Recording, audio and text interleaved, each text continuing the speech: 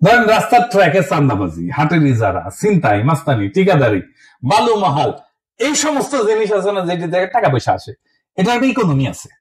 কে তুলবে টাকা, কে নিবে, পুলিশ কত পাবে, রাজনৈতিক নেতা কত পাবে, তৃণমূলের মাস্তান কত পাবে, মন্ত্রী কত পাবে, হাজিরা কত পাবে, এই সবকিছু সেটেলড সেই অলিখিত চুক্তি দেয়া। এটি রাজনৈতিক বন্দোবস্ত।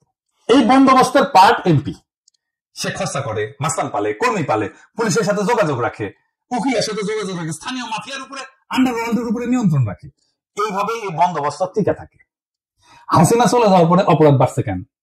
কারণ এই আন্ডারওয়ার্ল্ডের উপরে যাদের কার্যকর নিয়ন্ত্রণ ছিল তারা নাই হয়ে গেছে। এখন কেউ সেইভাবে কন্ট্রোল করে না, তাই এরা নিয়ন্ত্রণহীনভাবে যা খুশি করতেছে। এইটা ল অ্যান্ড অর্ডারের বিষয় না, এটা সেই অলিখিত চুক্তি ভেঙে যাওয়ার পরিণতি। আমাদের নতুন বন্দোবস্ত করার আগেই আপনি আরেকটা বন্দোবস্ত ভাঙতেছেন। বাংলাদেশে ইনস্টিটিউশন নাই, গড়ে ওঠে নাই। এই ইনস্টিটিউশনের বিকল্প হচ্ছে রাজনৈতিক বন্দোবস্ত।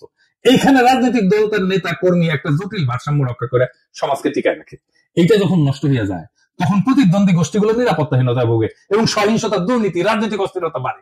আপনি সংখ্যানুপাতিক নির্বাচন করে পুরো পলিটিক্যাল ফেব্রিক ধ্বংস করে দেবেন। কেউ নিয়ন্ত্রণ করতে পারবে না। জেলা শহরগুলোর আন্ডারওয়ার্ল্ড, ঢাকা শহরের আন্ডারওয়ার্ল্ড আপনি নিয়ন্ত্রণ করতে পারবেন না।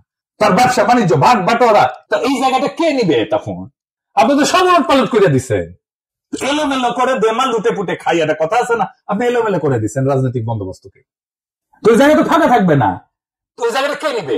পুলিশ নিবে, যেটা অর্গানাইজ। এখন পুলিশ নিবে, প্রশাসন নিবে, আর একটা হাসিনা শাসন তৈরি হবে।